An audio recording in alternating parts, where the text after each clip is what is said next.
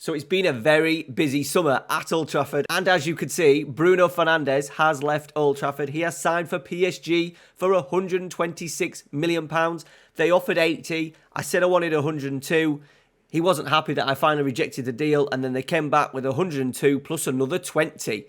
24, should I say. So we've taken it, and unfortunately, he's bloody good in the game. However, I'm not the biggest fan of him in real life, so I cashed in on a player who's obviously in his prime, but I think we've done a pretty good job in replacing Bruno Fernandes. It's been a summer of clear-outs at the club. Aaron Wan-Bissaka has gone to Monaco for 9.5 million. Eric Bailly's made his move to Marseille permanent, 8.5 million. Amad Diallo, one of many young wingers at the football club. We've taken a huge hit on him, 18.75. Obviously, there is extra clauses that we haven't had to pay, and we've let him go to Mallorca for £10 million.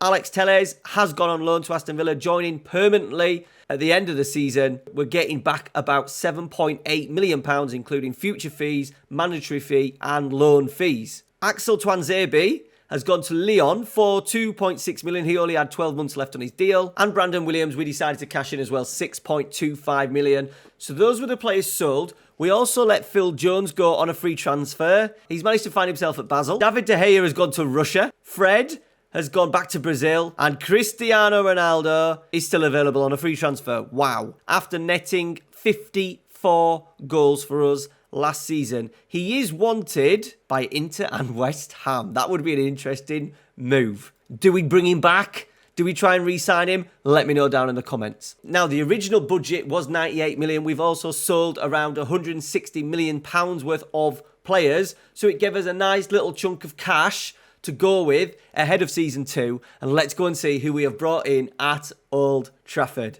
The biggest deal of them all, Jude Bellingham is our replacement for Bruno Fernandes. He has had a fantastic upgrade for FM23. As you can see, already determination at 20. Look at the state of that. And we got him for £79 million.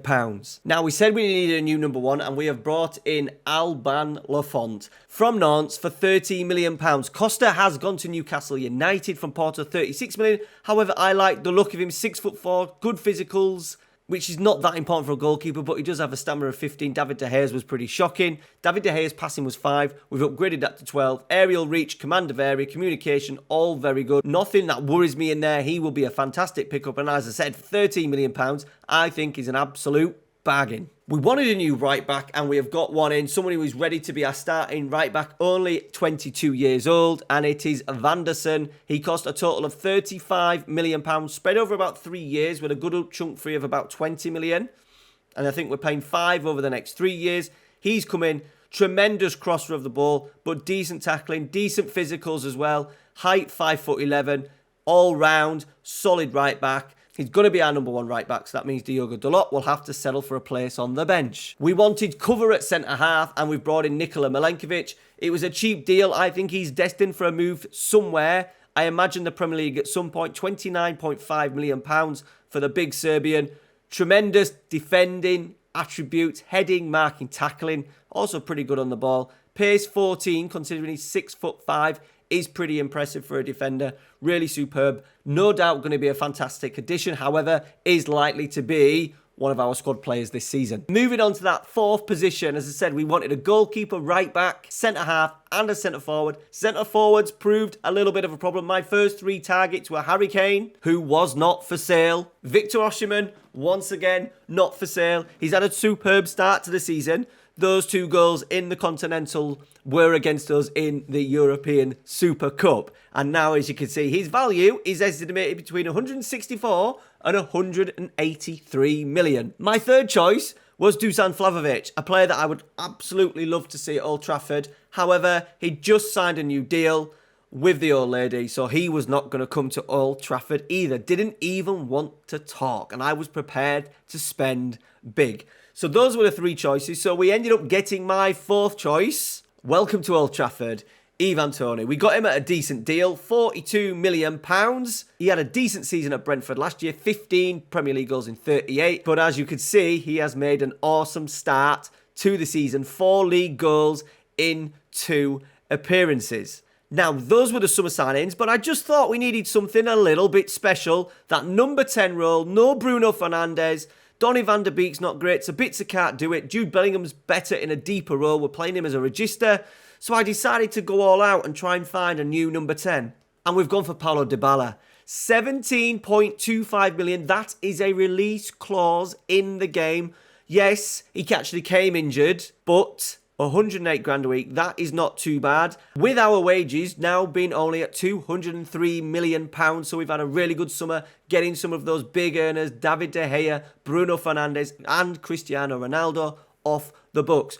Dybala came injured, however, it only took him 90 seconds to score his first goal for the club, linking with Ivan Toney and absolutely smashing it in. This was a 4-0 win over Fulham.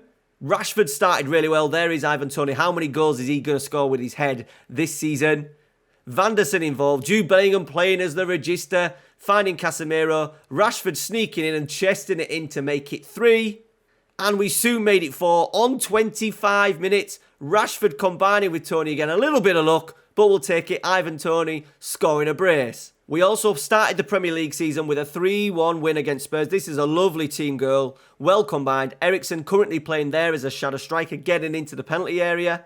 Casemiro into Anthony, that's now going to be our main starter on that right-hand side. Ivan Toney getting inside the penalty area and smashing home. Harry Kane had pulled it back to 2-1, but on 25 minutes, we scored the third goal. Eriksen cross, Ivan Toney scoring off a rebound to make it 3-1. Now, the European Super Club against the Champions League winners, Napoli, was a bit of a nightmare. As you can see, we had 26 shots, 9 on target, 3.92 against their 5 shots, 4 on target, 2.10. So too much in terms of XG, but they scored with every shot they had on goal.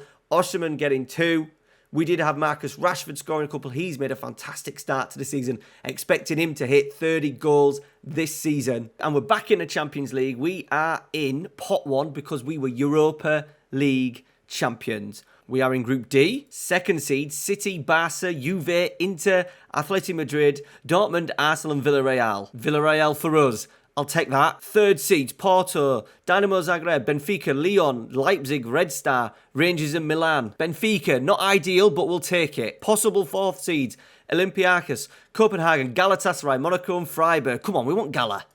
Oh, Freiburg. Not bad for a fourth choice seed. I'm quite happy with that. Hopefully we can start well in the group and get the opportunity to rotate players in the second half of the competition. And finally, on transfer deadline day, we managed to get rid of Harry Maguire. Now, I'd like to point out that I'm not an absolute Harry Maguire basher. I do actually think he's going to prove a few people wrong and have a decent World Cup. He has gone back to Leicester on loan for the rest of the season. However, he is signing permanently for them next summer. He had 2 years left on his deal, and at the end of the season, we are getting £8 million for him. They're paying 80% of his wages, and we're getting around 1.4 million in loan fees. So a pretty good business. Let's see how he progresses, finishes off his career at Leicester. Good luck, Harry. So that was the summer transfer window. Our tactic is looking like this. We're now rocking a 4-2-3-1. I did a tactics video talking about different styles of play. Go check it out. I'll leave a link up right up there right now for you to go and check it out. I have changed it a little bit. This is my version 2. We have got Jude Bellingham in as a register. And despite an average start in the league, he was sensational in pre-season. We absolutely ripped Bayern Munich apart in pre-season. Here he is, getting to the edge of the area. Lovely finish to score to make it 2-0. And then he scored in the 2-1 win against Eibar. Once again, getting in this left half space. Look at the finish on that. So he's destined for big things this season. There he is in the register. We are actually going to change Casemiro's role. Because of that register role that is roaming so much, we're going to keep Casemiro on a defensive midfielder, but with the defend duty. Anthony is going to be our starter on this right-hand side to start with. I think we're going to give him the opportunity this season. Dybala's going to fit perfectly in that shadow striker role. Ivan Toney are pressing forward on attack. We did start with a complete forward. However, I'm preferring the more simpler role of pressing forward, and I'm loving it. He's dropping into these areas, dropping quite deep to pick up the ball, and that allows a little bit of space in behind for Rashford and Dybala to move into. Players that we've kept: Donny van de Beek, we tried to get him out early on, but no real deals of any sort of worth. He's worth a fair bit of money, so will be a backup player this year. Dean Henderson's valuation for most of the summer was 5 million, and I wasn't prepared to let him go for that, so he'll be our backup keeper this season. Young Garnacho's impressing. We're going to try and get him a little bit more game time this year, and a little bit of a superstar. Alvaro Fernandez looks absolutely fantastic. 20 years old, was on loan at Preston North End last year. 6'2" as well, so he's going to be a really decent wing-back option for us. Kobe Menu is also there. We may end up sending him out in loan at Christmas, depending on how much he's played. The issue that we've got with this squad is that we're now playing Champions League football, so we're going to need to play a little bit more of a stronger squad. Hannibal's there as well. We'll try and get him a little bit more game time. We've got a massive squad, so potential problems in terms of squad rotation and game time. You know, we've got players now on the bench: Martial, Sancho, Eriksen, McTominay, Milenkovic, Donny van de Beek, Victor Lindelof, Diogo Dalot, all on the bench. We've got an extremely strong squad ahead of Season 2. And one last little thing before we finish. I did the Champions League registration, and as you can see, I've ballsed up big time. Alban Lafont, Tom Heaton, Dean Henderson, I've accidentally not registered any of my 3 first-team goalkeepers, so it looks like 18-year-old Tom Wooster will be our Champions League goalkeeper for the group stages.